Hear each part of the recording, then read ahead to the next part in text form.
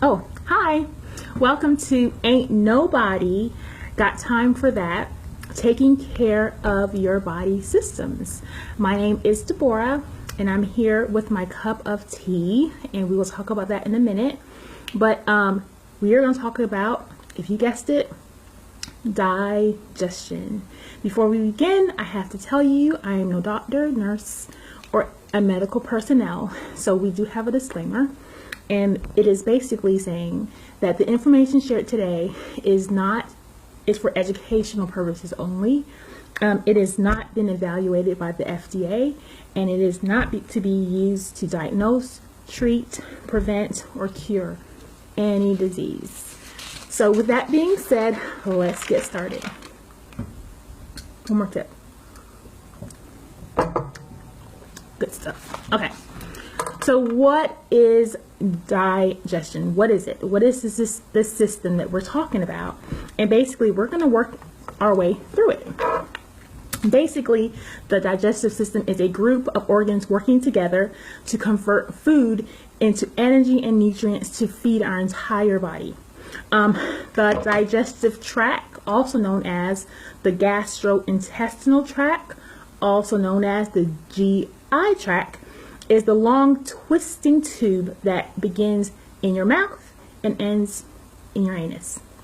Food makes several stops on its path, and we're going to talk about those stops really quickly, but I want to tell you this really quick fun fact. Did you know that digestion begins before food even enters your mouth? Noted. Think about it. If you smell something like a hot donut, or I don't know, if you just, that's probably my vice, probably not yours, but if you smell something really yummy, your inside of your mouth starts to salivate, and it comes from these salivary glands in your mouth that's preparing itself for food that might enter it. So as you're eating your food, you eat your food, and there are 3 sets of salivary glands, and as we're chewing our food, we use our teeth to break the food down into smaller pieces. The salivary glands are also secreting more saliva to help break that food down even more. So I have a little diagram, so I'm not sure if you can see that, but basically we're working our way through the diagram. So salivary glands up here, your tongue is there, it's going down. Now we're going to hit something called the epiglottis, and before it gets to the throat. So before we get there though, the pharynx is next, and it is in your throat. The pharynx actually is what passes chewed food from your mouth to the esophagus by passing through a little flap called the epiglottis. But now the pharynx has 2 functions. One function is it does pass food through the esophagus that goes down to your stomach, but it also allows air to go through your trachea or your windpipe and gets air to your lungs. So it's sometimes you might feel like you get food down the wrong pipe, as some people might say. It's because it probably feels like it passed on through the trachea into your windpipe instead of going down the esophagus. That brings us to our third stop, which is the esophagus. But before we get there, there is an important little part on our diagram. If you see here, so this is the esophagus going down. It makes its way to the stomach. Before it gets to the stomach, there is an opening, a sphincter, if you will, that allows food to go in, and it closes to prevent food from coming back up. And we're going to talk a little bit about that later. But that sphincter is an important part of our body that helps and aids in digestion. So the food is now going to our third stop, which is the stomach. And most of you know that the stomach is a sac-like organ with strong muscles that acts like almost a blender or a food processor. Because what food is doing in here is it's grinding up, and it's being ground up into even smaller pieces. There is the stomach secretes some acid that helps it to break down even more. And forms it into like a little waste. And so not waste, but more like a paste consistency. And then as that's happening, you have some things from the liver like bile, and some enzymes from the pancreas and the gallbladder that also aids in that grinding down of the food and getting it back down. Our fourth stop is then from the stomach, from the grinding in the stomach, it goes down to what's called the small intestine. They call it the small intestine because it's fairly small in diameter, about an inch or so in diameter, but it's really like it can be 10 feet long in our bodies, tightly coiled like a long hose basically. And its main role in digestion is absorption. It helps to absorb the food, absorb most of the nutrients that from the food. It goes through this process of digestion. There are about 3 parts to the small intestine, and I think all of it just works together. The way the Lord created us is just an interesting complex of things. Let's see. Okay, so from the small intestine, whatever food was not absorbed into the bloodstream now enters what's called the large intestine, which is our 5th stop, also known as the large bowel or the colon. If you guys ever heard of getting a colonoscopy, usually it's someone takes a scope or a video of what's happening in this tract.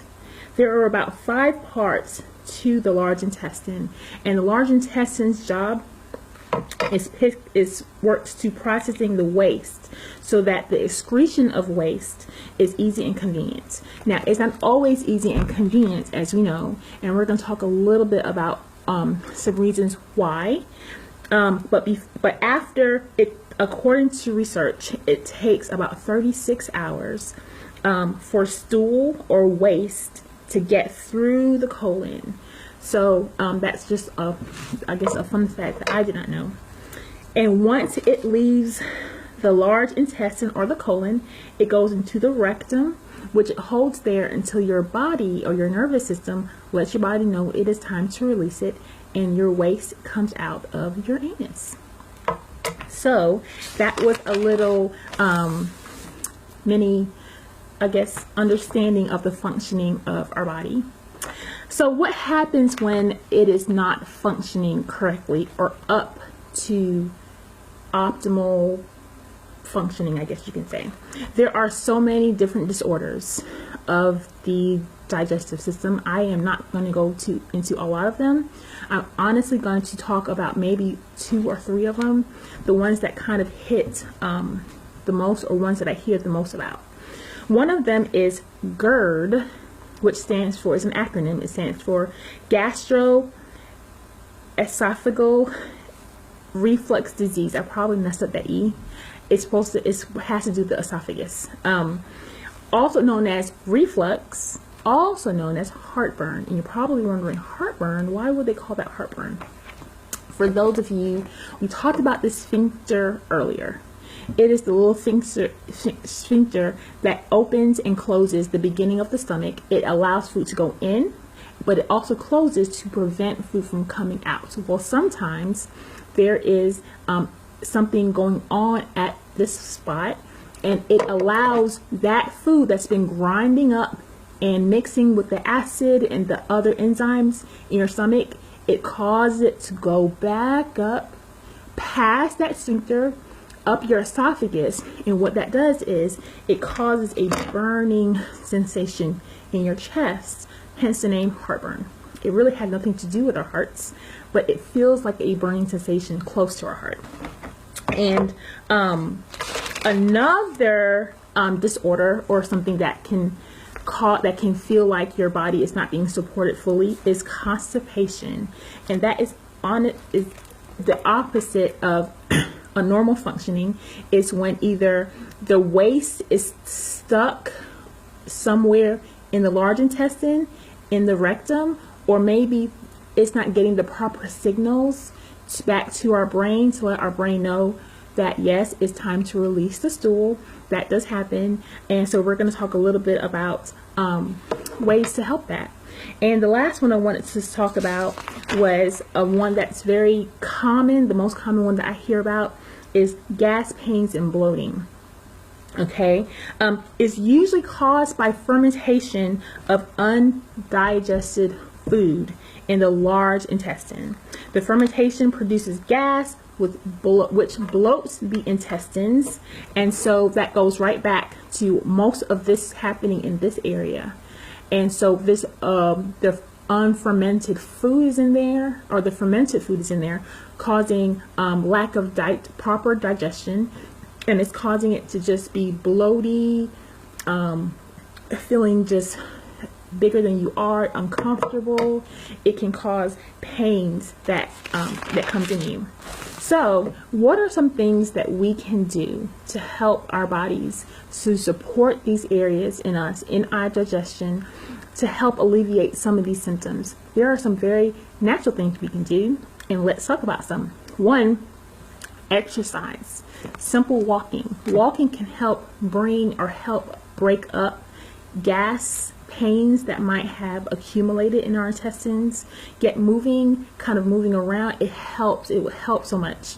And so that is one thing that I'm even working on myself, getting more into a regime of walking and exercising and just being active. Increasing our water intake. Water is a very important part of the digestive system. Yes, there may be water in foods, but increasing your water intake, especially for someone who is planning to quickly add a lot of fiber to their diet very quickly, water is very important. They actually suggest that you do fiber in small amounts at time, just to allow your body that chance to. Now, fiber is very good for your body, but you rushing it too much too soon can actually lead to constipation. Let it go, let it pass. Don't be afraid to pass that gas. Gas is in us, and one way, there are several ways to get it out: through a belch or a burp that comes out of your mouth, or through flatulence that comes out of our anus. Do not be afraid to let it go. It will help, and it's not meant to be trapped in there. Usually that's something, well, we'll talk about that in a second. We'll talk about it now. Certain foods can cause discomfort. Beans or peas, too much of that. Caffeine for some. Certain foods like cabbage, Brussels sprouts, dairy for some of us who are lactose, who have an intolerance to lactose, who cannot tolerate it. Consuming it can definitely lead to that buildup of fermented foods in us and cause that bloatiness and that gassiness. For a lot of people, gluten, and I'm learning a little bit about this for me even. I'm wondering if this is something that I need to look more into, if my body is just not producing or not tolerating gluten that I've been so accustomed to all these many years. Some people also say to combat maybe the heartburn from the acid from our stomachs, they take baking soda and water mixed together. Baking soda is a base. Mix together and consume it, and that usually helps. Another thing that helps a lot, that can help to support the digestive system when it is not functioning optimally, are essential oils. Essential oils are oils that are derived from the life of a plant. So it could be not just just plants. It could be trees, bushes. It could be the bark of the trees. It could be the leaves of the tree, the roots of the tree. These oils are specially extracted and used in many different ways, in many different healing ways, and just to support different systems in us. There are several different ways to use essential oils. You can do them through the air. I have my diffuser over there. I didn't bring it. I forgot. You can take some oils, and depending upon, of course, read the labels carefully. Put it in your hand and smell it that way to get it into your body. Some oils are able to be taken internally through a capsule, or even like what I did today is this is the peppermint tea, and is an ordinary like peppermint tea bag. and my stomach has been kind of iffy up in the air, and so I took an oil that I'm going to talk about in a minute called Digest. I took a drop of Digest and Copaiba, a drop of that, and it's really like instantly helping with the trapped gas or whatever's going on with me. So that's another way. And then topically on your skin, if you do decide to put some oils on your skin, definitely read the labels. Most labels will tell you that yes, you do need to dilute it with a carrier oil. A carrier oil is another oil, is a more fatty oil that you can dilute with or mix with a certain ratio with the essential oils. Some common ones are coconut oil. I love using coconut oil a lot, especially when I'm putting some oils on my kids for different reasons. Another one is jojoba oil, and this is just examples. You can get this from many different places. And one that I just ordered from a company that I do use, known as Young Living Essential Oils. I choose to use Young Living after trying different oils. They have a cetisil like no other. They're 100% therapeutic, 100%. Most of the oils are also 100% food grade, so you know you can safely ingest them. But they also have a V6 vegetable oil complex that is also served as a really good carrier oil to mix with the other essential oils. So let's talk a little bit about some essential oils that you can use. A few of them that are really good, I have a few here. Lemongrass is a good one to use. I'm learning more and more about lemongrass, and some of the blends that I have has lemongrass in it. And so I'm learning about that one. Peppermint oil is always a very, very, very good one to use to help with discomforts, to support your body systems. Lavender is a good one also. These oils that I'm saying, please feel free to research them for yourself and to check them out. And if it's something that you think might be worth looking into, we can talk about how to get some for you. A lemon is another good one that works well. And then I have a few blends. Digest is a blend that I have been introduced to probably within like the last month and a half, and I have literally, it's probably almost done, because I use it in tea. I'll rub it on my stomach topically mixed with a carrier oil. Sometimes coconut oil. I just got this recently, so really coconut oil. I've used it on my kids. My kids just tonight, one of them was complaining about his stomach. I looked at his stomach and I could tell that it was slightly bloated. And so I prayed over him and I mixed some of a carrier oil mixed with a drop of Digest, and he was fine after that. What's in Digest basically is tarragon, juniper, anise, ginger, fennel, peppermint, lemongrass, and patchouli. Patchouli, I think I'm saying that right. So there's a lot of different oils in this one bottle, and so that's why I chose to just use one drop in my tea, and it's helping a lot. Aroma Ease, I do not have an example of, but it's another really good one. It has peppermint, spearmint, ginger, cardamom, and fennel in it. There are some other things that Young Living essential oils sell, and they are capsules that you can take. One is alkaline. It supports normal acid levels in digestion. We talk about acid in your stomach. Detoxine and Digest and Cleanse are two others. They work with the body to support and maintain digestive health. There is so much more to discuss, and this video is already long as it is, but I'm encouraging you all to please research for yourself, look into it. Until next time, let's continue to share so that others may be inspired. Please feel free to leave comments in the box, and if you have any questions, I will do my level best to answer them. Until then, until next time, I hope you all have a blessed day, and let's keep inspiring each other. In the meantime, I'm going to finish drinking my tea. Good night.